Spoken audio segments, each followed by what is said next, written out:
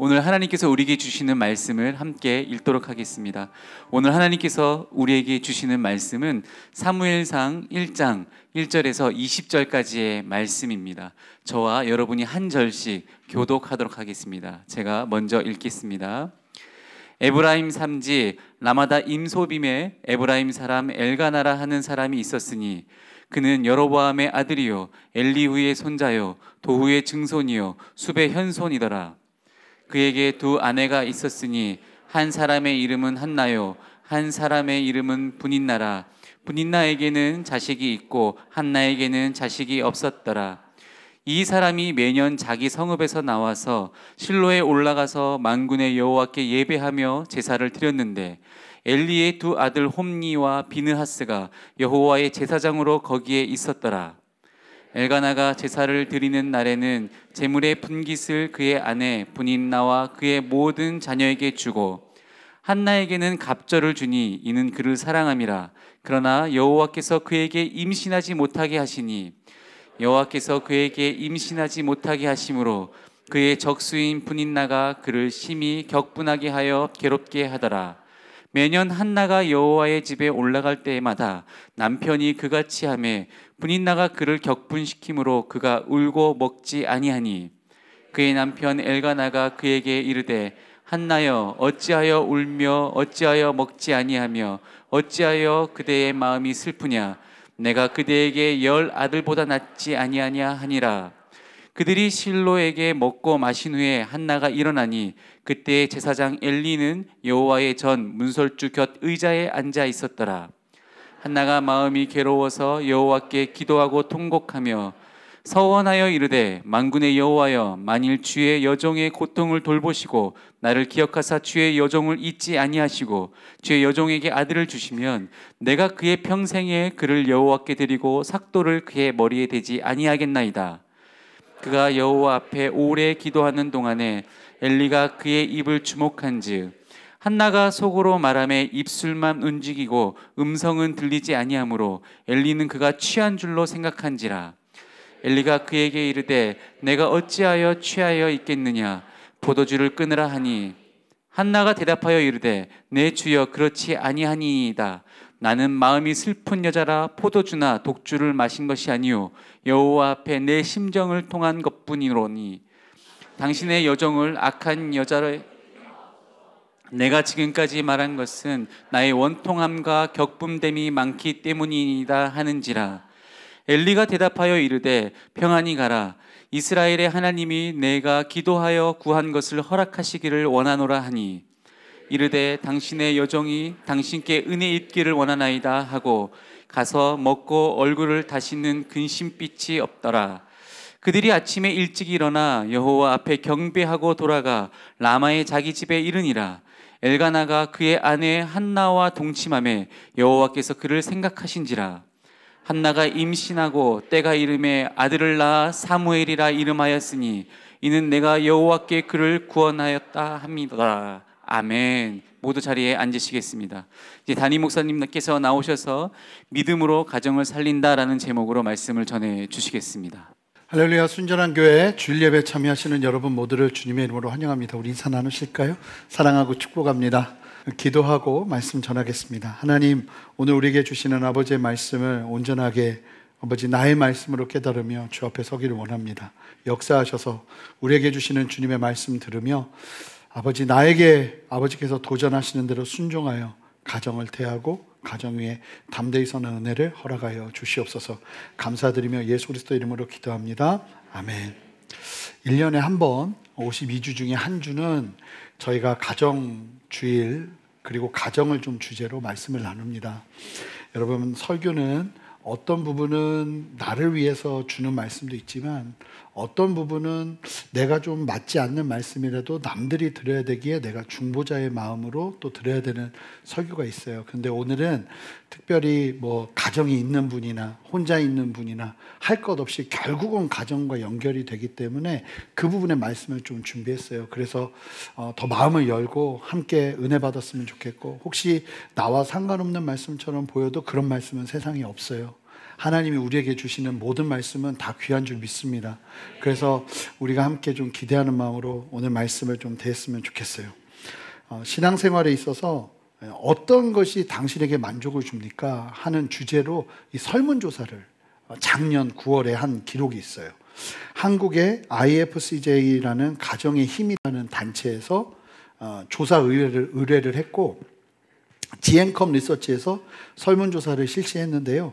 여기에 이제 몇몇 흥미로운 결과들이 있어서 먼저 말씀드리고 제가 좀 보여드리고 싶은 걸 좀 이야기하려고 그래요. 청년기, 장년기, 중년기, 이게 중년까지, 청년, 장년, 중년까지 이 신앙의 주요 관심사 1위가 뭔지 아세요? 마음의 평안과 위로예요. 다 힘들게 살고 있다는 거예요. 내 마음의 평안과 위로를 얻고 싶습니다 하는 게 청년, 장년, 중년, 65세 이하의 대부분의 성도들이 갖고 있는 주요 관심사더라고요. 근데 제가 되게 가슴이 뛰고 굉장히 소망이 있다 했던 게 뭐냐면, 여러분 65세 이상의, 이게 표현 그대로 하면 노년기, 65세 이상의 성도님들의 신앙 관심사 1위가 뭔지 아세요? 성령 충만과 영적 성장이에요. 할렐루야죠. 소망이 있어요, 우리나라. 성령 충만과 영적 성장. 이게, 그러니까 주님을 만나는 날이 가까우면 가까울수록 사실은 이 세상의 어떠함에 대한 것들보다 이게 바뀌나 봐요. 그래서 내가 정말 성령 충만하고 영적으로 성장했으면 좋겠다 하는 갈망들이 오히려 그때 더 일어난다는 거예요.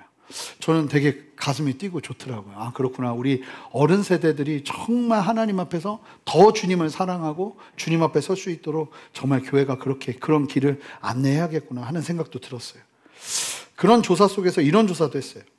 자신의 신앙에 그 만족을 누리게 하는, 감사를 누리게 하는 영향을 주는 것이 무엇인가 물어봤더니 46% 1위가 나온 게 바로 가족이에요. 가족이 어떠하느냐가 나의 신앙의 만족을 막 느끼게 하는 요소라는 거예요. 46%가 거의 절반이죠. 그리고 2위가 뭔지 아세요? 목회자예요. 목회자. 그러니까 목회자도 굉장히 중요한 거예요. 여러분, 어떤 좋은 목회자를 만나느냐가 굉장히 중요한 줄 믿습니다. 엎드려 절받기. 예. 그리고 이제 3위가 신앙의 동역자들. 3위가 요게 이제 14% 정도 돼요. 목회자가 25% 정도 되고, 그리고 4위가 생각보다 영상 컨텐츠나 서적이에요. 그냥 그런 걸로 저는 가장 많은 도전을 받을 줄 알았거든요. 근데 조사를 막상 해보니까 이 사람들 안에 오히려 가족, 목회자, 신앙의 동역자들, 이런 순으로 돼 있는 거죠. 이거를 조금 더 구체적으로 조사를 했어요. 그래서 신앙에 긍정적인 영향을 주는 요소가 무엇인가, 당신의 신앙에 긍정적인 도전과 영향을 주는 요소가 무엇인가를 조사했는데, 이건 좀 표로 좀 볼게요. 저희가 이게 좀 어두워야만 보이니까 좀 이해해 주세요. 좀 어둡게 해놓고 볼게요. 되게 재밌는 사실, 저는 이제 흥미로웠던 사실이 초등학교, 중학교, 고등학교 20대, 30대까지 가장 강력하게 신앙에 긍정적인 영향을 주는 요소는 부모예요. 부모. 그리고 주변에 있는 사람들이에요. 그러니까 이 30대까지는 주변에 있는 사람들이 너무 중요한 거예요. 가까이에 있는 사람들이. 그래서 부모, 신앙, 친구, 선후배 뭐 거의 변함이 없죠. 그리고 이제 40대부터는 60대, 70대까지 목회자가 가장 강력한 영향을 줘요. 그러니까 목사가 정신 똑바로 차려야 된다. 저는 좀 무서웠어요. 그렇구나. 진짜 이 목회자가 깨어 있어야 되는구나. 그리고 저는 사실은 여길 줄 알았거든요. 배우자는 오히려 두 번째예요. 근데 건강하게 가고 있는 것 같아요. 건강하게. 그러면서 이제 이런 어떤 그림을 그리는 거죠. 제가 나누고 싶은 말씀은 뭐냐면, 다른 무엇보다 여러분, 그 가정이 한 사람의 신앙생활에 주는 영향력이 너무 크다는 거예요. 가정이. 성장 시절에 지대한 영향을 끼치는 건 가장 가까이에 있는 가족들이에요. 부모, 가족, 친구들. 그리고 어른이 되어서는 목회자가 주는 영향이 중요하지만 그 다음을 보시면 또 가족이에요. 그만큼 가정은 우리의 신앙에 너무나 중요한 영향을 끼쳐요. 제가 목회를 하면서 느끼는 게 뭐냐면, 여러분 아무리 은혜를 받아도 가정이 전쟁터면 이게 힘들더라고요. 이 마치 이 은혜가 뿌리를 내리기 직전, 뿌리를 내릴 틈도 없이 이제 어디로 돌아가시냐면 여러분들은 가정으로 돌아가시거든요. 여기서 내가 뜨겁게 은혜를 받아도 이 가정에 변화가 일어나지 않으면 사실은 그 건강한 신앙을 이루어간다는 게 이게 참 쉽지 않은 것 같아요. 근데 문제가 뭐냐면 이렇게 중요한 가정인데 아무리 신앙 안에 온전하게 서 있어도 고통과 문제가 없는 집은 없더라는 거예요. 진짜 우리는 365일 평생이 행복하여 하는 집은 본 적이 없어요. 그래서 오늘 말씀은 뭐 부부네 나는 혼자네 하는 것 없이 우리는 가장 긴밀하게 가족들과 연결이 되니까 이 안에서 우리가 그럼 어떻게 그 문제들을 대하며 살아가야 되는지를 함께 보고 싶어요. 그래서 오늘 본문에서도 보면 이 한나라는 여인이 있어요. 사랑도 많이 받고 그렇게 살고 있는, 겉으로 보면 너무나 멋지고 절기만 되면 온 가족을 데리고 와서 예배를 드리는 너무 귀한 가정이에요. 우리로 따지면 주일마다 가족들 손 푹 붙잡고 다 같이 와서 예배 드리는 정상적인 가정처럼 보여요. 그런데 안으로 들어가면 여기도 문제가 있어요. 자, 1절, 2절을 보시면 에브라임 산지 라마다임 소빔에 에브라임 사람 엘가나라는 남성 한 사람의 가정이 소개가 돼요. 그는 여로함의 아들이요 엘리후의 손자요 돈의 증손이요 솔의 현손이더라. 그러면서 가족이 소개되는데 그의 아내가 둘이 있었어요. 당시에는 그런 일부 다처제였으니까 둘이 있었는데 한 사람의 이름은 한나고 또 다른 부인의 이름은 분인나였어요. 그런데 문제가 있는데 이건 이제 조금 이따 살펴볼 거예요. 분인나에게는 자식이 있었고 한나에게는 자식이 없는 문제가 있었어요. 이거는 이제 두 번째로 살펴볼 거고, 그런 과정 속에서 이제 문제가 일어나는데 가정에서 갈등이 되는 문제를 좀 먼저 살펴볼 거예요. 자, 4절 5절을 보세요. 여러분 4절 5절을 함께 읽겠습니다. 함께 읽습니다. 시작. 엘가나가 제사를 드리는 날에는 제물의 분깃을 그의 아내 분인나와 그의 모든 자녀에게 주고 한나에게는 갑절을 주니 이는 그를 사랑함이라. 그러나 여호와께서 그에게 임신하지 못하게 하시니. 어떤 문제가 있나요? 편애가 있습니다. 편애. 남편 엘가나가 한나만 좋아해요. 분인나도 뭐 좋아한다고 하지만 눈에 딱 봐도 너무 분명한 이 편애가 보이는 거예요. 과한 사랑을 한나에게 주고 있어요. 그러니까 자연스럽게 어떤 일이 벌어지냐면 사랑을 덜 받는 분인나 입장에서 이런 태도가 나옵니다. 이게 뭐 부인, 오늘날은 자식들 간에도 그럴 수 있겠죠. 부모가 아들만 사랑, 저희 때는, 아니 저희 윗세대는 더 심했죠. 아들만 사랑하잖아요. 그러면서 막 편애를 받고 자라면 이게 얼마나 괴롭습니까? 근데 편애가 일어나다 보니까 자연스럽게 어떤 일이 벌어지는가? 6절 보시면 여호와께서 그에게 임신하지 못하게, 한나에게 못하게 하심으로 그의 적수인 분인나가, 가족의 구성원 중에 그의 적수가 있어요. 이게 가정이라는 거예요. 여러분 다 행복해 보여도 가족 안으로 들어가면 가족들 안에 적이 있고 적수로 보여지는 대상이 있고 괴롭히는 대상이 있더라는 거예요. 분인나가 그를 심히 격분하게 하여 괴롭게 했다고 이야기를 해요.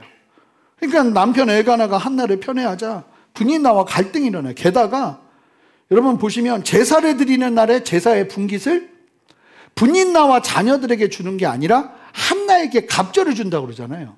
여러분 율법상 장자에게는 이 갑절의 분깃을 줘요. 근데 분인나의 아이가 장자인데 그 아이와 분인나에게 분깃을 줘야 되는데 내 아들한테 분깃을 안 주고 아이도 없는 한나한테 분깃의 갑절을 더 주는 거예요. 그러니까 이게 내 문제에서 멈추는 게 아니라 내 아이까지도 부당함을 당하는 편애를 경험하는 거예요. 그러니까 분이나가 눈이 도는 거예요. 눈이 돌죠. 나만 고생하면 돼. 그런데 내 자식까지? 이러니까 이제 이 분이나가 화가 머리끝까지 나서 남편의 사랑을 못 받는 것도 서러운데 자식까지 걸리니까 이게 갈등과 격분의 상황을 막 분이나가 막 만드는 거죠. 편애가 가져오는 상처와 그로 인한 부작용이 일어나기 시작하는 거예요. 그런데요, 성경은 이 편애를 참 많이 이야기해요. 이 편애의 문제 때문에 일어나는 여러 가지 문제를 통해서 하나님이 섭리 가운데 하나님의 일들을 이루세요. 아브라함은 사라와 하갈 사이에서 사라를 편애해요. 그러면서 이스마엘도 이삭과 편애하죠. 이삭과 리브가는 쌍둥이를 낳았어요. 에서와 야곱을 낳았는데 이삭은 좀 여성스러워요. 근데 자식을 낳고 보니까 에서가 너무 남성스럽고 막 사냥하고 멋진 거예요. 둘째 야곱은 맨날 어디서 뭐 하프나 치고 있고 그냥 너무 여성스러운 거예요. 그러니까 어떤 일이 벌어지냐면 아버지 여성스러운 이삭은 오히려 남성스러운 에서를 편애하고, 어머니 리브가는 여성스럽고 말도 잘 통하고 대화도 잘 통하는 야곱을 편애해요. 그러고 나서 야곱이 성장해서 가정을 이루는데 아시는 것처럼 아내 레아와 라헬 중에 라헬을 극진하게 편애하죠. 그걸 자녀들이 보고 자라니까 막 자녀들이 분노가 일어납니다, 아버지한테. 그 중에서 또 아버지가 자녀들 중에도 누구를 편애해요? 요셉을 편애해요. 그러니까 다른 형제들이 너무 미워하는 거예요. 사실은 그 편애 때문에 일어난 일로 요셉은 애굽의 노예로 팔려가게 되죠. 잘 보세요. 창세기의 이야기들 속에서 이 편애는 굉장히 중요한 어떤 키가 돼요. 문제들이 계속 일어나는데 대부분이 이런 편애, 잘못된 사랑으로 이 문제가 일어난다는 거죠. 누가 그러더라고요. 이게 10손가락 깨물어서 안 아픈 손가락이 어딨냐는데 그렇지 않은 것 같아요. 덜 아픈 게 있고 더 아픈 게 저 둘밖에 없지만 그래도 안 그러려고 노력하죠. 근데 그럴 수 있겠더라고요. 그런데 우리가 기억해야 되는 게 뭐냐면, 여러분, 우리는 편애를 하면 안 돼요. 가정은 공정한 사랑이 흐를 수 있도록 최선을 다하셔야 돼요. 여러분, 만약에 오늘 이 말씀을 듣다가 내가 혹시 내 자녀들을 편애하진 않는가? 내가 누군가를 편애하지 않는가 하는 생각이 들면 기도하시고요. 자녀한테도 용서를 좀 구하세요. 미안하다고. 내가 너 똑같이 사랑하고 싶다고. 결단하셔야 돼요. 여러분, 예수님은요, 원수도 사랑하라고 하세요. 아멘이죠. 쉽지는 않지만. 예수님 무슨 얘기를 하시냐면, 악인과 선인에게 빛을 같이 비추신대요. 의로운 자와 불의한 자에게 같은 비를 내리신대요. 하나님은 공평하신 분이에요. 여러분, 성경은 자녀를 노하게 하지 말라고 부모들에게 얘기해요. 사실은 잘못된 편애는 가정을 깨뜨리는 거죠. 할 수만 있다면 우리가 공정하게 사랑하는 은혜가 필요해요. 여러분, 전 많이 봤어요. 저 예전에 선교단체에서 이 막 상처 있는 분들, 어르신들 대부분, 특히 여성분들은 아버지의 말도 안 되는 아들만 위하는 그 편애 때문에 얼마나 마음이 상하면서 살았는지. 근데 참 신기하죠? 본인이 어른 되셔도 또 본인도 편애를 해요. 이게 사람이에요. 너무 심각한데? 그래도 뭐 그게 우리의 모습이니까. 그래서 여러분, 가능하면 이 공정한, 근데 이 가정에 이 편애의 문제가 있었어요. 그러니까 막 맨날 난리가 나는 겁니다. 난리가 나는 겁니다. 그리고 이 가정에, 한나의 가정에 또 어떤 문제가 있었냐면 불가항력적인 어려움이 있었어요. 불가항력적인 어려움. 여러분, 우리가 보았지만 한나에게는 아이를 가지지 못하는 아픔이 있었습니다. 이거는 내가 노력을 한다고 될 수 있는 문제가 아닌 거죠. 그런데 여기서 더 고통을 가중시키는 표현이 있어요. 뭐예요? 하나님이 그리하고 있다는 거예요. 하나님이 임신을 막으셨다는 거죠. 불임에 관해서 이야기를 하려는 건 아니에요. 그런데 우리의 인생에 일어나는 어떤 문제들이 그냥 자연적인 우리의 죄성으로 말미암아 세상이 부패해서 일어나는 문제도 있지만 우리 인생 가운데 일어나는 어떤 문제는요, 하나님이 우리의 인생 가운데 간섭하시기 위해 주시는 문제들도 있어요. 불임이라는 것도 그냥 어쩔 수 없는 불임이 있지만 하나님의 작정한 뜻 가운데 그러한 일도 일어날 수 있다는 사실을 우리에게 말해주고 있는 거죠. 좀 더 확대하면 병도 그래요. 여러분, 우리의 인생에 문제와 고통이 있는데요, 그 문제와 고통은 두 부류가 있다고 봐요. 그냥 일어나는 문제예요. 이거는 여기서 너무 많은 의미를 새기려고 하는 것보다는 그 문제를 이겨내는 데 집중하는 게 필요해요. 그런데 어떤 문제는요, 하나님이 주시는 게 있어요. 이게 기가 막히게 알아요. 이게 아파도요, 이게 그냥 감기가 걸린 게 아니라 하나님이 나에게 뭔가를 말씀하시려는 수단 같다는 느낌이 드는 어려움들이 있어요. 여러분, 같은 병도 하나님이 우리에게 어떤 시간들처럼 주셔서 그 시간으로 우리를 연단하시기 위해 주시는 어려움도 있을 수 있다는 거예요.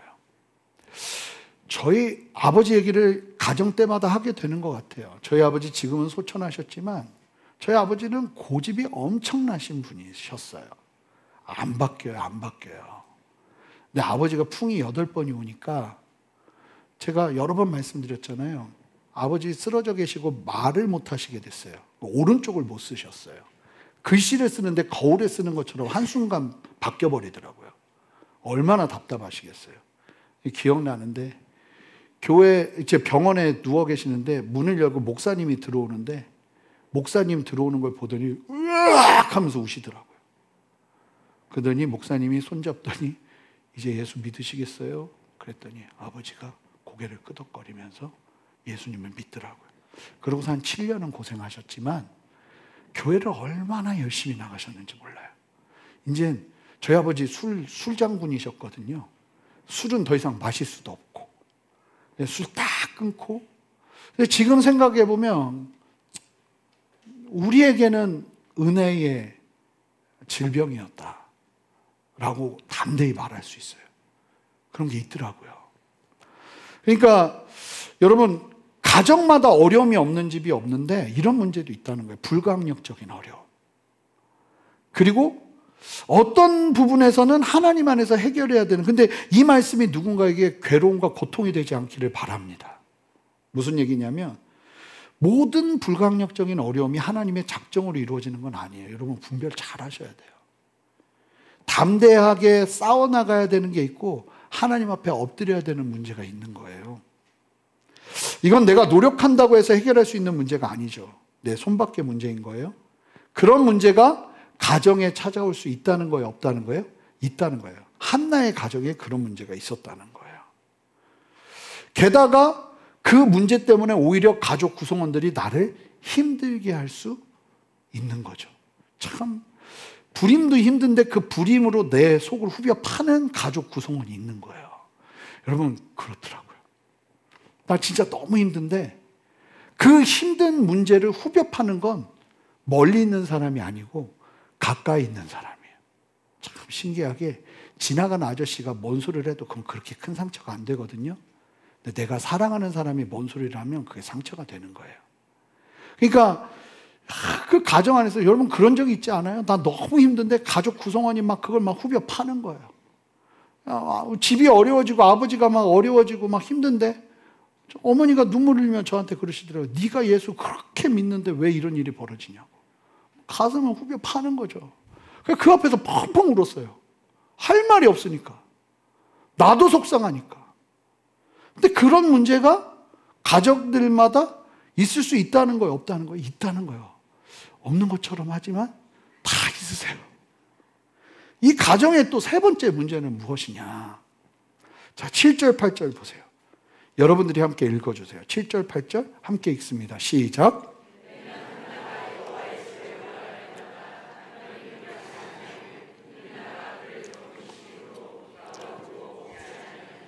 그의 남편 엘가나가 그에게 이르되 한나여 어찌하여 울며 어찌하여 먹지 아니하며 어찌하여 그대의 마음이 슬프냐 내가 그대에게 10 아들보다 낫지 아니하냐 하니라. 이 가정의 가장 큰 문제는 남편 엘가나입니다. 공감 능력 제로. 무디고 무디어요. 남편 엘가나 때문에 사실은 이 모든 문제들이 사실은 일어나고 있다고 봐야 돼요. 엘가나가 눈치가 있어야 되는데 지금 자신의 편애 때문에 이 가정이 이 풍비박산이 나고 있는데 그것 때문에 고통받고 있는데 여기서 지혜롭게 말하고 행동하면서 이 문제를 수습해야 될 가장이 뭔 말을 하냐면 내가 그대에게 10 아들보다 낫지 않냐는 열불나는 마음에 휘발유 붓는 얘기를 합니다. 공감 능력 1도 없고 근데 여러분 아빠들의 특징이에요. 이게 참 대부분의 어른들, 남자분들이 뭘 힘들어하냐면 나는 열심히 일했어. 돈 다 갖다 줬고 잘 먹고 잘 살게 해줬어. 그런단 말이에요. 그런데 이제 어느 순간 돼서 딱 보면 나만 집에 천덕꾸러기가 돼 있는 거예요. 참 엘가나는요 몰라요. 그 보시면 계속 안 변해요. 자, 우리 여성분들 저와 함께 외쳐볼까요? 엘가나는 변하지 않는다. 자, 기어가 왜 이렇게 작게 얘기하세요? 좀 더 크게. 자, 엘가나라고 안 하고 남편이라고 하겠습니다. 자, 남편은 잘 변하지 않는다. 더 놀라운 사실은 남편들은 이쯤 되면 잘하고 있다고 생각합니다. 진짜예요. 제가 왜요? 가짜 같아요? 진짜예요. 제가 말씀 여러 번 드리지 않았어요? 이렇게 신방 가면 옛날에 지금은 이제 신방 갈 일이 많이 없으니까 여성 목장 가면 가정의 문제가 막 눈물 없이는 들을 수 없는 스토리들이 막 나와요. 그럼 내가 이걸 부인 얘기를 들었잖아요. 근데 남편 목장을 간단 말이에요. 너무 걱정이 돼서 남편도 울 걸 예상하고 난 막 걱정이 되는 거예요. 어떤 말씀을 나눌까? 그랬더니 직장하고 자기의 삶만 나눠요. 그래서 제가 혹시나 싶어서 가정은 문제 없어요? 그러면 아무 문제 없는데요? 거의 7, 80%가 그래요. 엘가나는 몰라요. 진짜 몰라. 엘가나는 눈치도 없어요. 공감도 잘 못해요. 근데 엘가나 입장에서도 참 엘가나도 불쌍한 사람이에요. 이 사람은 그거밖에 안 보여요. 지금 부인이 그렇게 힘든데도 아니 이거 해주면 되잖아라고 생각하면서 뭐가 필요한지 모르는 거죠. 여러분 이거는요 안 하는 게 아니라 못하는 거예요. 한 번 더 외쳐볼까요? 엘가나는 못한다.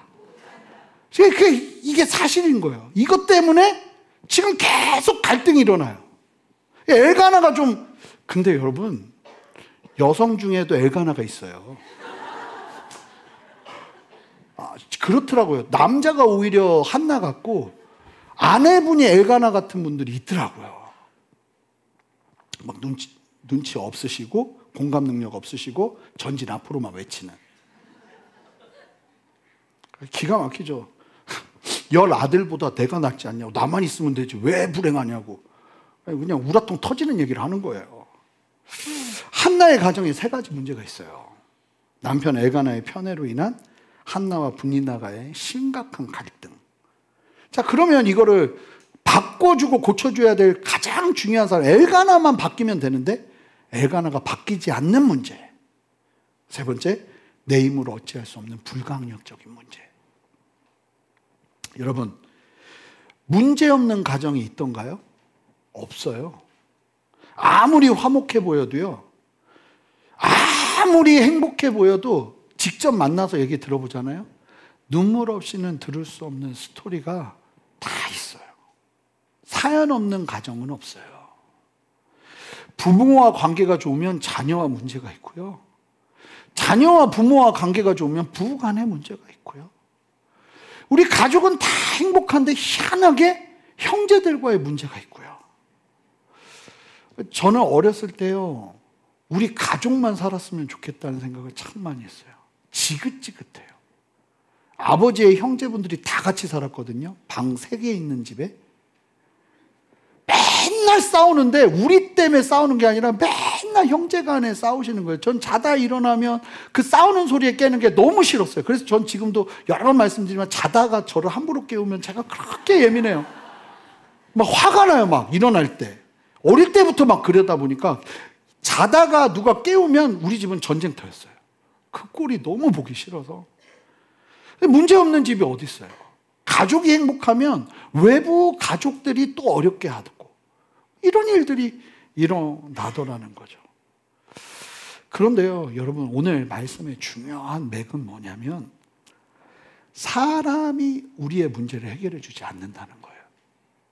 자, 보시면 분인나도 엘가나도 변하지 않아요. 이 가정에서 아무도 변하지 않아요. 너무 사람에게서 그 문제를 해결하려 하면 누구만 힘드냐? 나만 힘들다. 사실은 이것만 듣고 가도 돼요. 나만 힘들다 그래봤자. 자, 그럼 그 문제를 가지고 엘가나 눈치 없는 말에 막 우라통이 터지고 당신 지금 뭔 소리 하는 거야? 똑바로 정신 못 차려? 당신 때문에 지금 이러는 거 아니야? 이 얘기를 해야 되는데 이런 말을 안 해. 한나가. 그러면서 어떻게 이 가족의 갈등과 불가항력적인 문제를 해결해 가는가? 자, 10절 함께 한 목소리로 읽습니다. 함께 한 목소리 읽습니다. 시작. 한나가 마음이 괴로워서 여호와께 기도하고 왜 한나가 하나님께 기도한다고 얘기해요? 이유를 얘기하죠. 마음이 괴로웠기 때문이에요. 마음이 괴로우면요, 사람한테 얘기하는 거 아니에요. 여러분, 마음이 괴로우면요, 하나님 앞으로 나가서 통곡해야 돼요. 저는 우리 교회 예배가 마음껏 울 수 있는 교회면 좋겠어요. 그러니까 옆에서 누가 막 운다고 눈치 주면 안 되는 거예요. 누구라도 그냥 와서 울고 기뻐하고 감사하면서 갈 수 있는, 예배는 감정이 아주 많이 풀어지는 시간이어야 해요. 여러분, 예배는 절제되는 시간이 아니에요. 성경적인 예배는 감정을 하나님께 다 풀어놔요. 마음이 너무 괴로우니까 한나가 뭘 했냐면 울면서 하나님 앞에 기도를 했대요. 통곡을 했대요. 통곡을. 사람들이 괴롭게 하고 있어요.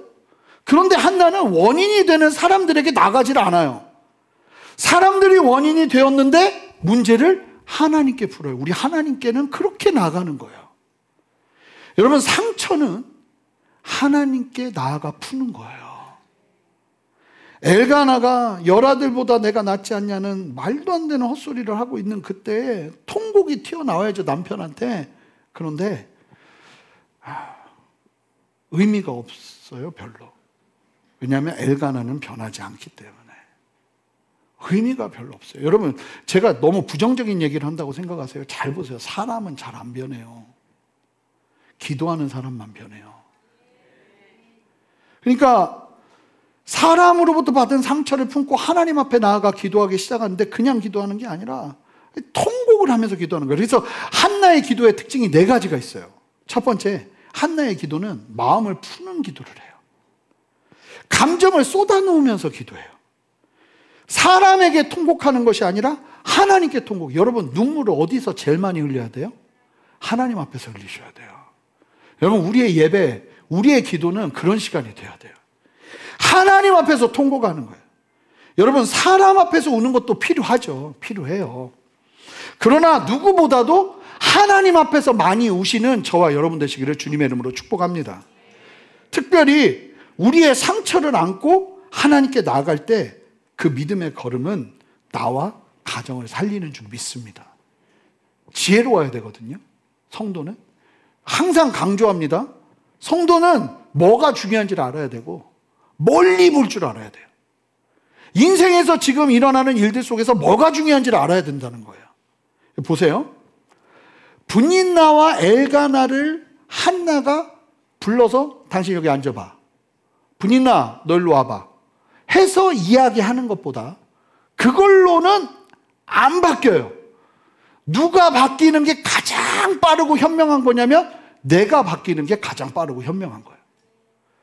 그럼 나는 어떻게 바뀌느냐? 기도밖에 없다는 거예요. 저는 믿는 건 MBTI 아무리 강하다고 그래도 기도하며 하나님 앞에 서는 사람들의 MBTI는 바뀌어요. 바뀌더라고요. 하나님의 사명이 있고 하나님의 뜻이 있으면 내 기질을 바꿔버려요. 세상은 내 기질에 맞지 않으면 안 해버리는데 우리는 순종하니까. 그러니까 우리의 인생은 계속 변하는 거예요.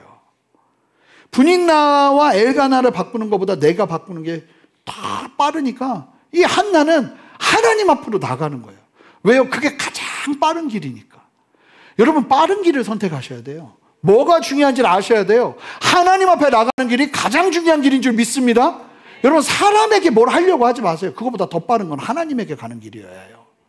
두 번째, 한나가 그렇게 막 마음을 쏟아놓으며 기도하니까 어떤 일이 벌어지냐면 변화가 일어나요. 기도하는 사람에게는 변화가 일어나요. 자, 어떤 변화인가? 11절 함께 한 목소리로 읽습니다. 함께 읽습니다. 시작. 서원하여 이르되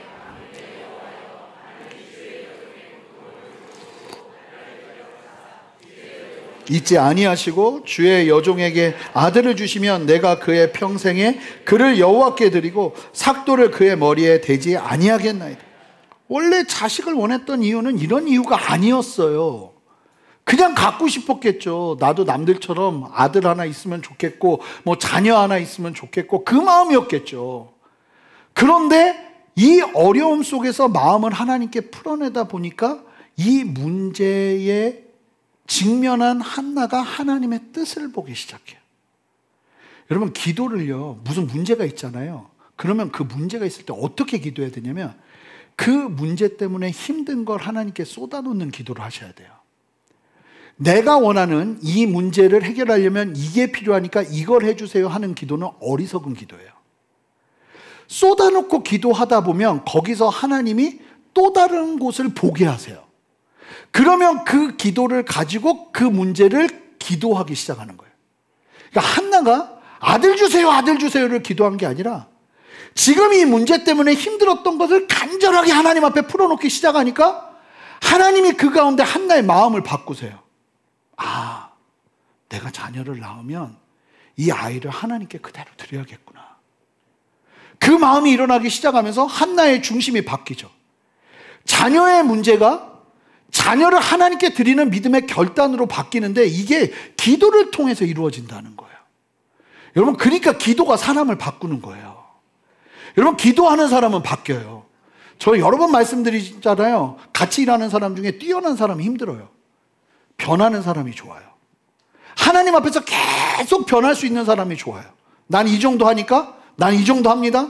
이런 사람보다 부족하지만 하나님 앞에서 변화될 가능성이 있는 사람이 훨씬 일하기 좋아요. 여러분, 교회는 그런 곳이고 우리의 믿음의 걸음은 그래야 될 줄 믿습니다.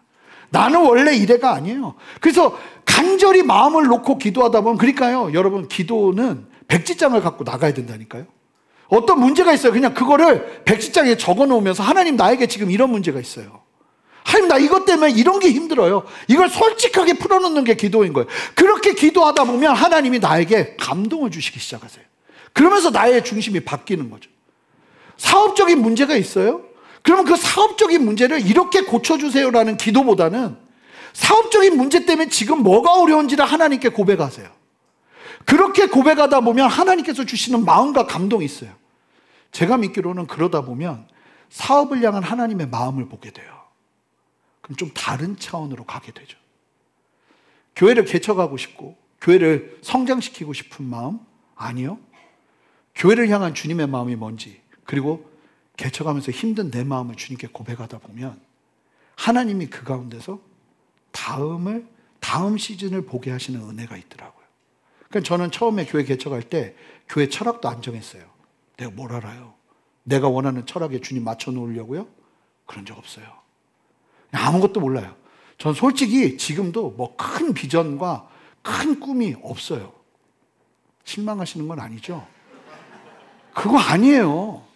그냥 하나님이 걸으라는 거 걸으면서 그 다음 국면을 보여주시면 난 거기서 최선을 다해서 걷는 거예요. 그게 우리를 살리지, 이거 안 해주면 나 힘들어요, 하나님. 이러면 안 된다는 거예요. 여러분, 우리의 기도는 하나님께 풀어놓는 기도여야 해요. 그러다 보면 하나님이 중심을 바꾸세요. 하나님께서 한나의 태를 막으셨다고 했잖아요. 무엇을 위함이겠어요? 바로 이 시간을 위함인 거예요. 나 바뀌라고. 어려움 속에서 나 바뀌라고. 하나님께서 우리의 중심을 바꾸시기 위해 그런 힘든 시간들을 허락하신다는 거죠. 여기서 순서가 중요한 거예요. 한나가 하나님 앞에 통곡하면서 마음을 풀어내자 그의 중심이 건강하게 변화되기 시작하는 거죠. 수고하고 무거운 짐진 자들아 다 내게로 오라. 일단 가는 거예요. 내가 내 짐을 어떻게 옮겨주고 그런 생각하지 않고 가는 거예요. 그리고 주님이 하시는 말이 뭔지 알아요? 내 멍에를 메고 배우래요. 스트레스 더 주는 얘기를 해요. 수고하고 무거운 짐을 지고 가고 있는데. 근데 주님이 주시는 멍에를 메고 가다 보면 그 짐이 쉽고 가벼워지는 역사를 경험하게 된다는 거잖아요. 그러니까 하나님 앞에서. 그리고 세 번째 한나의 기도의 특징은요, 12절 13절 한 목소리 읽습니다. 함께 읽습니다. 시작.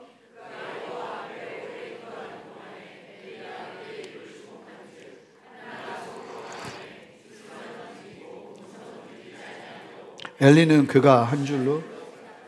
여러분, 간절한 일이 있다면요, 좀 도전하고 싶어요? 오래 기도하세요. 오래 기도하셔야 돼요. 진짜 씨름하는 것 같은 기도. 그게 필요해요, 여러분. 때로는. 그렇다고 또 여기에 또 문자적으로 묶여서 무조건 무슨 기도하는지도 모르겠는데 앉아가지고 오랫동안 기도하는 얘기가 절대 아니죠. 여러분, 어떤 돌파구가 필요한 상황에서는요, 오래 기도하시는 여러분이 되셔야 돼요. 그러니까 오래 기도할 수 있는 내 스스로의 무릎이 필요해요, 여러분. 근데 한나가, 성경이 그걸 말하고 있어요. 오랫동안 기도했다, 한나가. 오래 기도하는 동안에 일어나는 일을 보세요. 여러분, 참 재밌어요. 오래 기도하면 하나님이 은혜를 주셔야 되는데 은혜 떨어지는 일이 벌어져요. 엘리가 한나가 기도하는 입을 주목하여 보는데 대제사장이 영적 분별력이 제로예요. 주목하여 봤는데 내린 결론이 뭐냐면, 얘 술 챘네, 그거예요. 지금 난 기도하고 너무 답답해서 말을 못하고 막 이러면서 막 기도하고 있는데, 그걸 보더니 영적인 분별력이 가장 일어나야 되는 대제사장이 헛소리를 해요. 얘 술 챘네? 그러니까 한나가 얼마나 기가 막히겠어요. 내가 이렇게 기도하고 있는데. 여러분, 기도하면서 일어나는 상황과 환경에 실망하시면 안 돼요. 그런 일을 만나거든요. 근데 본문을 보세요. 오랫동안 집중하면서 기도하다 보니까 이 한나에게 뭐가 생기는지를 보시면, 그렇게 말도 안 되는 소리에서 한나가, 아닙니다, 지금 포도주를 마시고 내가 그런 헛소리를 하는 게 아니라 너무 마음이 힘들어서 기도하는 거예요. 그런 설명을 하자 이 영적 분별력 0밖에, 제로, 마이너스예요. 그런 대제사장 엘리가 갑자기 이런 얘기를 해요. 자, 17절 18절. 엘리가 대답하여 이르되 평안히 가라. 이스라엘의 하나님이 내가 기도하여 구한 것을 허락하시기를 원하노라 하니, 그 영적 분별력 없는 엘리 제사장이 한마디를 뱉는데, 자, 18절 한 목소리 읽습니다. 이게 참 신비로워요. 18절 한 목소리 읽습니다. 시작. 이르되 당신의 여종이 당신께 은혜 있기를 원하나이다 하고 가서 먹고 얼굴에 다시는 근심 빛이 없더라. 기도하는 중에 말도 안 되는 엘리의 이야기를 듣지만, 그 말도 안 되는 엘리가 어찌 보면 저 사람은 분별력도 없고 믿음도 없어 보여. 근데 그 사람이 말을 막 하는데 갑자기 하나님이 지금 나에게 하시는 말씀이구나 하는 걸 그 입에서 캐치해내요. 자, 엘리는 굉장히 불안해요. 그런데 그 엘리의 입술에서 하나님, 네가 기도하는 구한 것을 허락하시기를 원한다는 선포가 나오는 순간 한나가 그 선포에 아멘을 합니다. 하나님께서 주시는 말씀처럼 들리는 거예요. 여러분, 하나님의 메시지는 은혜 충만한 사람들 같은 사람들에게만 허락되는 게 아니에요. 여러분, 세상에서 저렇게 믿으려면 내가 믿는 게 낫겠다 하는 사람의 입술에서도 하나님의 메시지가 나올 수 있는 거예요? 없는 거예요? 나올 수 있는 거예요. 믿음 없는 내 남편과 내 아내 갑자기 어디서 말을 막 하는데 쓸데없는 소리를 하는데 갑자기 거기에 하나님이 나에게 들으라고 하시는 말씀이 있을 수 있는 거예요? 없는 거예요? 있는 거예요. 자, 영적인 직관이라고 말하고 싶어요. 기도를 계속 하다 보면요, 여러분, 믿는 사람은 영적인 직관이 개발되고 발전되고 민감해져야 돼요. 그래서 여러분, 하나님의 말씀은 은혜로운 자리에서만 들리는 게 아니고요, 나를 오해하고 모함하는 자리에서도 들릴 수 있는 거예요. 그거를 여러 상황들 속에서 캐치하고 들을 수 있는 믿음의 분별력이 우리 모두에게 필요한 줄 믿습니다. 근데 그게 어떻게 주어지는가? 기도하는 자에게 주어진다는 거예요. 그래서 이거 분명히 말도 안 되는 소리를 하고 있는데 갑자기 어떤 말이 들리는데 저 말은 지금 하나님이 나에게 주시는 말씀이네? 내가 저거 취해야지 하는 게 나오는 거예요. 그러니까 참 이게 간절히 기도하는 사람에게 부어주시는 하나님의 은사와 같은 은혜가 저는 이 영적 직관이라고 믿어요. 그러니까 여러분, 분별력이 있어야 돼요. 영분별은요, 성도에게 너무 중요한 거예요. 근데 이게 어디서부터 오는가? 저는 아무리 봐도 기도하는 사람에게 오는 거예요. 기도하지 않으면 영분별은 주어지지 않아요. 저와 여러분들에게 이 영분별의 은혜가 있기를 바라요. 그리고 또 다른 마지막 한나의 기도의 특징이 뭐냐면, 이 엘리 제사장이 그 말을 하면서 믿음으로 딱 취했잖아요. 하나님의 말씀이고 응답이라는 확신을 가졌어요. 그리고 보세요, 다시 한번 말씀을 보시면 18절, 가서 먹기 시작해요. 아무 일도 일어나지 않았어요. 그런데 기도하면서 확신을 갖게 됐어요. 그러니까 어떤 일이 벌어지냐면, 가서 먹고, 자, 여기서 중요해요. 다시는 근심빛이 없었다고 합니다. 할렐루야. 자, 이게 기도의 힘이에요. 보세요. 한나가 돌아가면 다시 한나를 격분케 하는 분인나와 눈치 없는 엘가나가 없을까요? 있어요. 있어요. 공감 능력 없고 눈치 없는 남편 엘가나가 딱 버티고 있고요, 내 적수 분인나가 집에 있어요. 그런데 기도로 한나가 마침표를 찍자 식음을 전폐했던 사람이 밥을 먹기 시작하고 더 이상 근심하지 않았다고 해요. 자, 한나의 기도는 마침표가 있는 기도였어요. 여러분, 이 마침표가 있는 기도가 저와 여러분에게 있기를 주님의 이름으로 축복합니다. 무슨 얘기냐면, 제가 이런 걸 너무 많이 봐요. 기도는 항상 하는데 진짜 맨날 해요.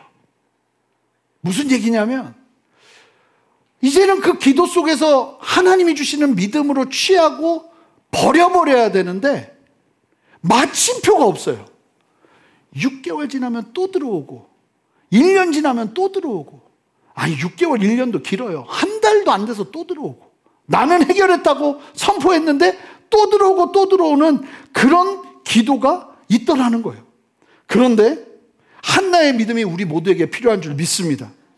여러분, 기도를 통한 변화를 경험하지 못하고 계속해서 같은 모습, 같은 상처로 나가는 경우가 얼마나 많은지 몰라요. 근데 오늘 저와 여러분들에게, 여러분 그거 아셔야 돼요. 제가 전도사로 사역했던 교회가 상처 치유에 특화된 교회였어요. 그래서 맨날 치유해요. 그런데요, 맨날 치유하면 건강해질 것 같죠? 제가 깜짝 놀라게 되는 사실이 뭔지 아세요? 맨날 치유하니까 맨날 아파요. 진짜예요. 아니, 맨날 상처 치유했는데 또 맨날 아파. 맨날 울고 있고 거기서 헤어나오지를 못하더라고요. 예전에는 DTS라는 훈련을 할 때 치유 시간을 많이 가졌어요. 막 반응을 하니까. 근데 요즘 추세가 어떠냐면 그 시간들을 좀 줄여요. 왜냐하면 그게 해결책이 아니라는 걸 아는 거예요. 여러분, 상처를 계속 건들면요, 덧나요. 어느 정도 덮어놓고 이제 움직여야 되는 거예요. 그래서 너무 상처와 아픔과 고통에 관심 갖고 거기에만 매달리고 그러면 안 되는 거예요. 그러니까 마침표가 필요한 거죠. 그리고 한나는 확신이 오자 어떻게 해요? 행동으로 이어지는 거예요. 여러분, 기도에 믿음이 붙으면 하나님의 응답은 현실보다 마음에 먼저 임한다는 사실을 기억하시기 바라요. 무슨 얘기예요? 현실에 뭐가 일어나는 게 아니라 마음에 분명하게 뭐가 일어난다는 거예요. 양치호 목사님이라고 그러는 분이 계셔요. 지금 은퇴하신 걸로 아는데 인천에 어떤 교회를 담임하시는 목사님인데 그분이 저희 오셔서 설교했던 기억이 나요. 허리가 너무 아팠대요. 그래가지고 막 이 치유가 필요한데 기도를 그렇게 하는데 갑자기 이제 기도원에서 기도를 하고 나오는데 아침 해가 산에서 이렇게 확 뜨는데 이 해가 뜨는 걸 보면서 막 마음이 뜨거워지면서 말라기서 말씀, 여호와를 경외하는 자에게 의로운 해가 떠올라서 치료하는 광선을 바라리니, 이 말씀이 막 마음에 막 해와 함께, 햇살과 함께 막 마음에 오니까 막 뛰면서 막 할렐루야, 하나님 나를 고치신 하나님, 그 확신 속에서 막 찬양하고 기도했대요.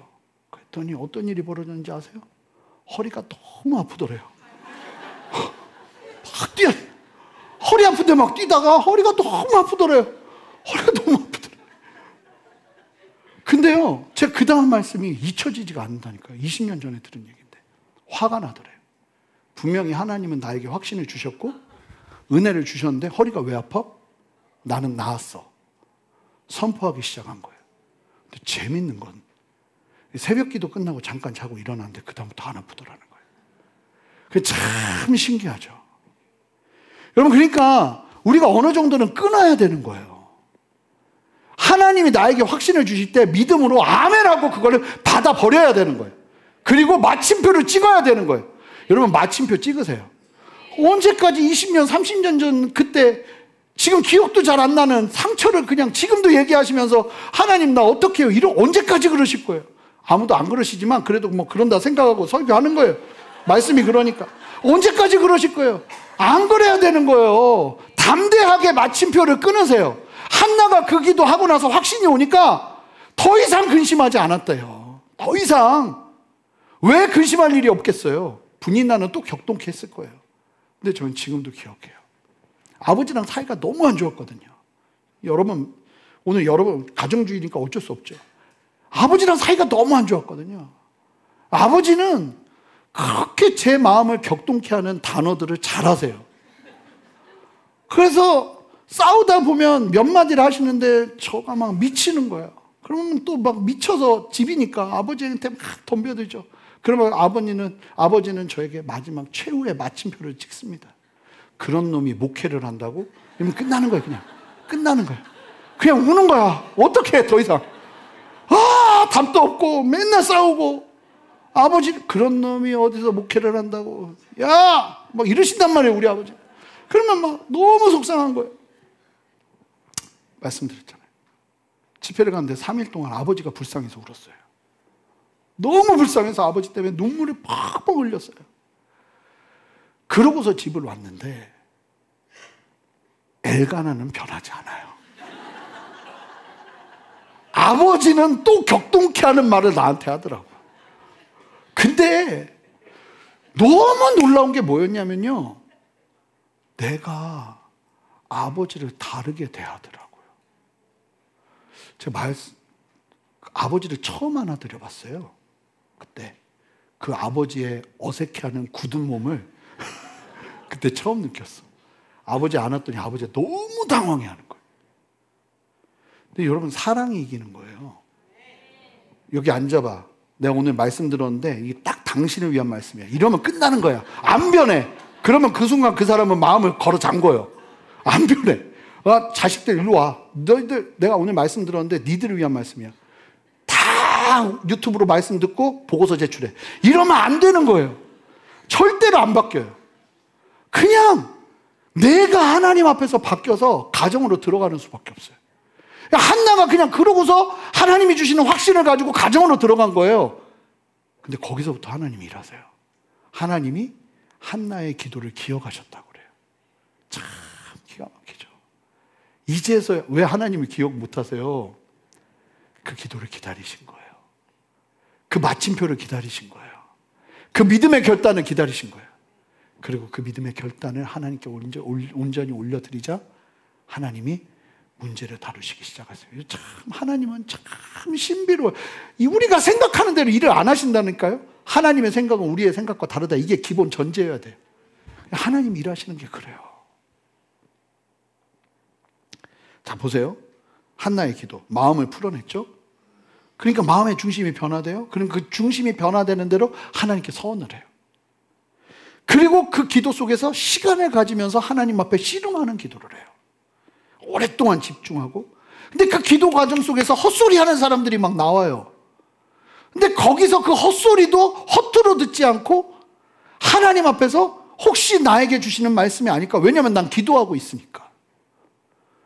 주파수를 다 여는 거예요. 그리고는 하나님이 주시는 그 분별력 1도 없는 엘리의 입술에서 나오는 이야기를 듣고 하나님의 말씀으로 아멘 취하곤 마침표를 찍어버려요. 그러고 가정으로 들어가니까 가정에서 하나님이 그렇게 일하시지 않던 하나님이 일하시기 시작하는 거죠.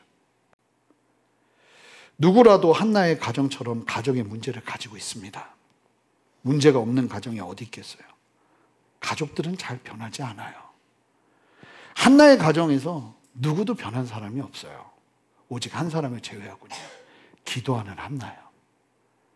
여러분, 기도하는 사람이 있으면 그 사람을 통해서 가정이 변하는 거지, 기도하는 나의 기도를 통해 누군가 변화되는 게 아니에요. 특히 가정은 더. 남들을 변화시키는 게 아닙니다. 내가 변하는 거예요. 격분했던 문제들 앞에서 다른 모습을 보이기 시작하는 거예요. 울며 식음을 전파했던 과거의 모습을 정리하고 더 이상 근심하지 않는 나로 서는 거죠. 그 싸움 하시는 거예요. 그 길은 기도밖에 없어요. 참 맞아요. 사람이 내 상황을 바꿔주는 게 아니고요. 기도로 나를 바꾸는 거예요. 왜 하나님께서 태의 문을 닫으셨겠어요? 여기까지 이끄시기 위함이었던 거죠. 마태복음 18장 18절을 보면 진실로 너희에게 이르노니 무엇이든 너희가 땅에서 매면 하늘에서도 매일 것이요. 무엇이든지 땅에서 풀면 하늘에서도 풀리리라. 이 말씀은 인간의 결정이 하나님을 움직인다는 얘기가 절대 아니에요. 앞뒤 문맥을 따라 보면 하나님이 미리 정하신 뜻을 기도 가운데 성도가 깨닫고 이 땅에서 그 기도를 하기 시작하면 하나님이 묻고 푸는 걸 우리의 기도를 통해서 일하시고 역사하신다는 거예요. 한나가 지금 그 일을 하고 있는 거죠. 제가 단언할 건데 인생의 가장 문제는 거의 대부분이 가정에 있더라고요. 외부에서 아무리 어려워도 가족이 똘똘 뭉치면 담대해집니다. 사람이 그래요. 근데 외부가 아무리 잘 나가도 가정이 하나 되지 못하면 참 힘든 거예요. 여러분, 가족이 하나 되는 유일한 길은 내가 그 문제를 가지고 하나님 앞에 기도하는 것밖에 없어요. 기도로 서지 않으시겠습니까? 여러분, 여러분들 가정은 지금 부모님과 나와의 관계, 주변 형제들과의 관계, 자녀들과의 관계 어떠세요? 기도밖에 없어요. 여러분, 뭘 바꾸려고 하지 마시고 우리 모두가 하나님 앞에 엎드려 전능하신 하나님의 손을 믿음으로 바라보면서 기도하며 나아가는 저와 여러분 되었으면 좋겠어요. 제가 한 가지만 나누고 같이 기도할게요. 오늘 좀 늦었지만 너무 힘든 상대가 찾아온 적이 있어요. 근데 기도하면서 주시는 마음은 환대하라는 거였어요. 잘못했다는 말도 안 하고 그러는 상대방인데 그 말씀 따라 순종했거든요. 그랬더니 그 사람이 죄송하다는 말을 하더라고요. 너 왜 그랬어? 그러면 죄송하다는 말을 안 했을 것 같아. 근데 하나님이 주시는 감동 안에서 내가 변해서 환대를 하니까 자기 잘못을 알더라고요. 저는 이걸 보면서 가족을 바꾸는 힘은 옳고 그름이 아니에요. 하나님 안에서 변화된 내가 주님의 마음으로 그들을 사랑하는 거예요. 그럴 때 힘이 생겨요. 사람이 마음이 바뀌는 거예요. 그 은혜가, 그 결단이 우리에게 있기를 바랍니다. 우리 다 같이 일어서실까요?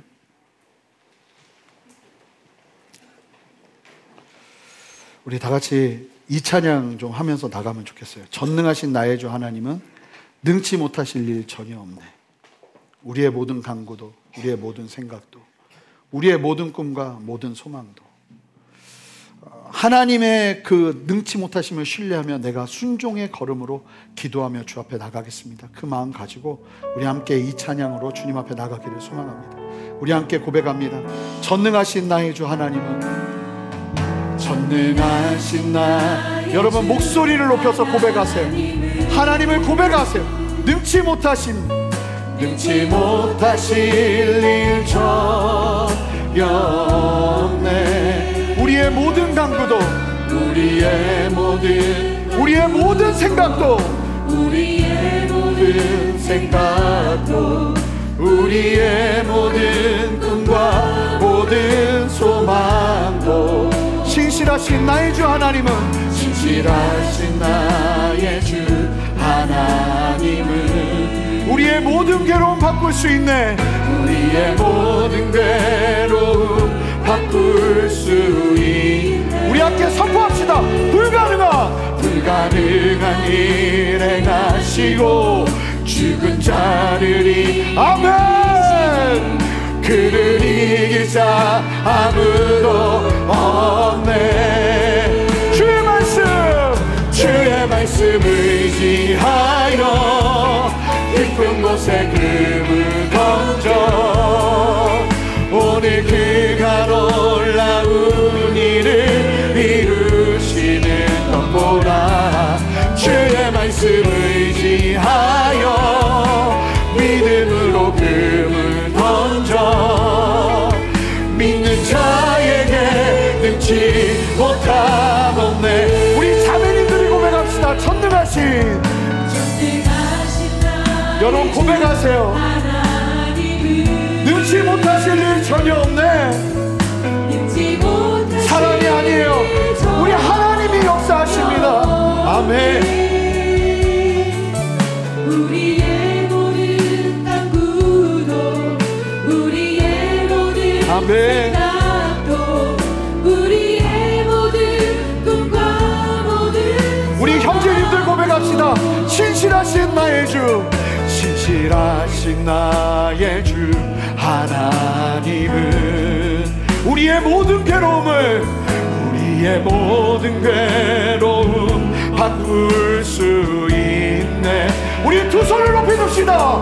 불가능한 일 행하시고 죽은 자를, 우리 함께 한 목소리로 선포합니다. 그를 이길 자 아무도 없네. 주의 말씀 의지하여 깊은 곳에 금을 던져 아멘. 오늘 그 주님이 오늘 여러분들의 삶 가운데 놀랍게 하시는 일들을 바라보시기 바라요. 주의 말씀 의지하여 믿음으로 금을 던져 믿는 자에게 능치. 우리 함께 전심으로 눈을 들어 주를 보라. 눈을 들어 주를 보라. 내 모든 염려 주께 맡겨라. 아멘. 슬플 때에 주님의 얼굴 보라. 사랑의 주. 우리 가사를 바꿔서 고백합시다. 내 영혼아 주를 보라. 내 영혼아 주를 보라. 너의 모든 염려를 주께 맡겨라. 아멘. 슬플 때에 주님의 얼굴 보라. 사랑의 주님 안식 주리라. 여러분 우리 다 같이 두 손을 들고 하나님, 사람에게 달려가지 않겠습니다. 하나님 앞에 통곡하겠습니다. 하나님 앞에 기도하겠습니다. 나의 가정의 문제, 나의 가정의 상황들 하나님께 올려드리며 나아가는 믿음의 결단이 내 안에 일어나기를 원하오니 하나님, 나의 기도를 들어주시옵소서. 마음을 쏟아놓고 결정하오니 하나님, 우리의 가정을 붙들어 주시옵소서. 사람을 의지했던 것들을 회개하세요. 사람에게 뭔가를 하려고 했던 그 걸음들을 하나님 앞에서 정리하세요. 하나님, 내가 주님 앞에서 해결하기를 원합니다. 기도하는 걸음이 있어지기를 원합니다. 주님, 나를 변화시켜 주시옵소서. 함께 가정을 주께 올려드리며 함께 두 손을 들고 주님의 이름 한번 간절히 부르며 기도합니다. 주여!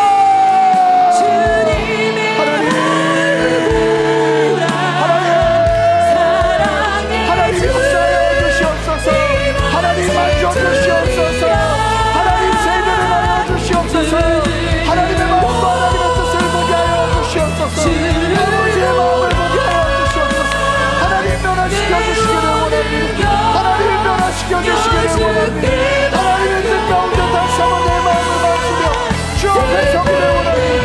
아버지여, 우리의 가정의 문제를 기도하는 자리로 가져가지 못한 자를 용서하여 주시옵소서. 한 사람 한 사람의 신령 가운데 다시 한번 주님의 마음을 가져 주시옵소서. 하나님 역사하여 주시옵소서. 하나님 보게 하여 주시옵소서. 하나님 지답게 하여 주시옵소서. 하나님 역사하여 주시옵소서. 하나님 붙들어 주시옵소서. 제가요, 일부랑은 다른 감동인데요, 좀 우리가 정리하고 회개하는 시간을 가지면 좋겠는데, 다는 아니게 다 눈을 감을게요. 내가 보니까 엘가나 같습니다.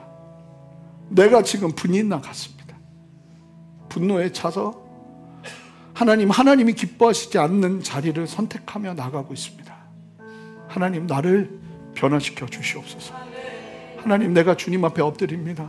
주여, 내 마음을 변화시켜 주십시오. 하나님은 분이 나의 아픔을 아세요. 편애가 주는 얼마나 큰 고통, 엘가나의 그 무지함을 하나님은 아세요. 하나님 만지실 거예요. 여러분, 이 시간 우리 안에 한나만 있는 게 아니에요. 분인나와 엘가나가 있어요. 우리 하나님 앞에 솔직하게 기도합시다. 하나님, 내가 미워하는 자리, 원망하는 자리, 격분케 하는 자리에 있지 않고 사랑하는 자리, 섬기는 자리, 희생하는 자리에 십자가 앞에 서기를 원하오니 하나님, 나 용서해 주십시오. 하나님, 새롭게 하여 주십시오. 다 눈을 감고 그런 분들마다 믿음의 두 손을 드시기 바랍니다. 하나님, 이 시간 나를 만져주시옵소서. 이 시간 나를 변화시켜 주시옵소서. 시기와 질투와 주로부터 오지 않은 마음이 다 떠나가게 하여 주시옵소서. 하나님, 변화시켜 주시옵소서. 하나님, 내가 십자가 앞에 다시 한번 서오니 하나님, 생각과 마음을 새롭게 하여 주시옵소서. 함께 주님의 이름 간절히 부르며 기도합니다. 주여! 하나님, 내가 엘가나입니다. 하나님, 내가 분인나입니다. 하나님, 그런 나를 변화시켜 주시옵소서. 하나님의 마음 가지고 변화되는 나를 보게 하여 주시옵소서. 하나님 앞에 깨어진 마음으로 기도하게 하여 주십시오. 하나님의 마음 가지고 나아가는 은혜를 허락하여 주십시오. 하나님, 우리 모두를 새롭게 하여 주시옵소서. 하나님의 마음으로 새롭게 하여 주시옵소서. 하나님의 은혜로 새롭게 하여 주시옵소서. 하나님, 사랑하는 자리, 섬기는 자리, 주님의 마음으로 나아가는 자리 위에 서기를 원하오니 하나님, 변화시켜 주시옵소서. 하나님의 마음을 부어주시옵소서. 하나님의 마음을 부어주시옵소서. 하나님의 역사로 다시 한번 나를 새롭게 하여 주시옵소서. 하나님의 터치와 아버지의 만지심이 있기를 원합니다. 주여, 역사하여 주시옵소서. 할렐루야, 할렐루야. 주님 역사하시옵소서. 주님 만지시옵소서. 하나님, 새롭게 하시옵소서. 하나님의 일을 이루시옵소서. 주여, 역사하여 주시옵소서.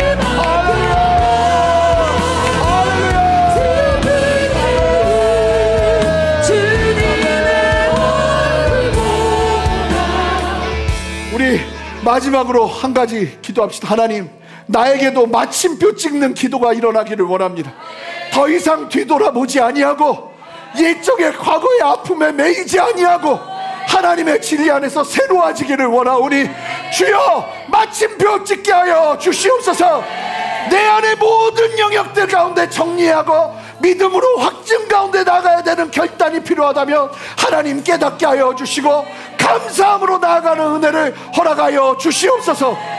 내 눈앞에 결과가 일어나지 않아도 내 마음에 행하신 아버지의 확신을 가지고 아버지, 마침표를 찍겠습니다.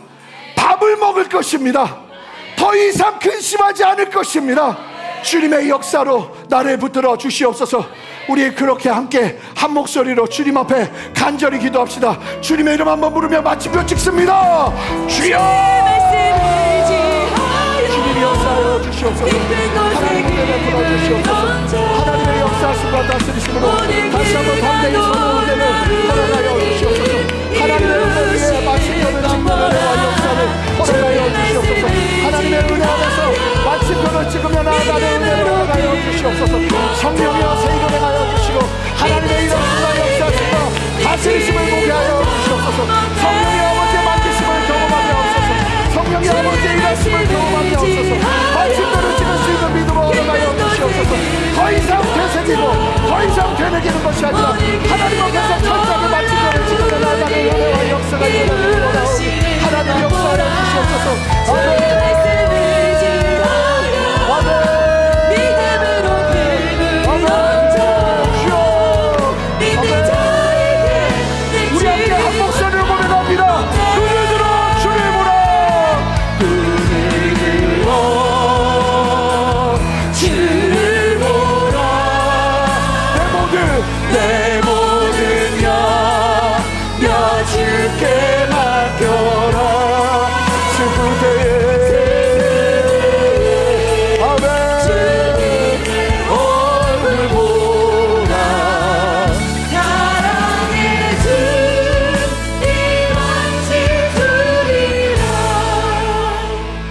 살아계신 하나님, 오늘 이 말씀을 통해 우리를 깨우시고 하나님 가정으로 다시 들어갈 수 있는 힘과 용기를 주신 주님을 찬양합니다.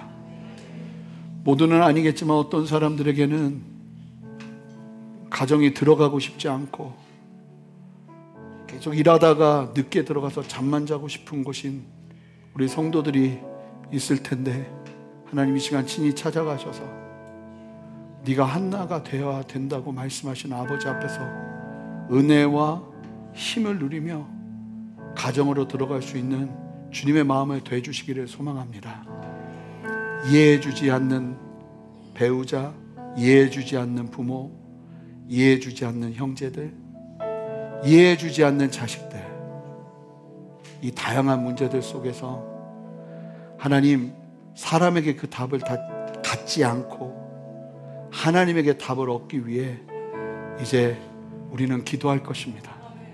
하나님, 기도의 영역 가운데 실제적으로 역사하셔서 하나님이 주시는 은혜 위에 마침표를 찍고 가정으로 들어가 하나님의 역사와 은혜를 경험하며 주 앞에 담대히 서는 은혜를 허락하시는 주님을 찬양합니다. 특별히 내가 너의 기도를 기다렸다고, 그 간구가 나오기를 기다렸다고 말씀하시는 아버지의 말씀 앞에 아멘으로 화답하며 하나님의 생명을 경험하는 우리 생명의 걸음을 걷는 심령들이 있을 것입니다. 하나님 역사하셔서 만지시고 더 온전하게 세워주시옵소서. 하나님, 우리의 소망은 예수 그리스도 주님이십니다. 주님 안에서 그 소망을 두고 가정과 사람들을 사랑하며 나아갈 수 있는 힘을 우리 모두에게 다시 한번 부어주시옵소서. 외로운 걸음 되지 않도록 하나님, 하나님의 은혜를 더하시고 아버지의 역사로 함께하여 주시옵소서. 감사드리며 예수 그리스도 이름으로 기도합니다. 아멘.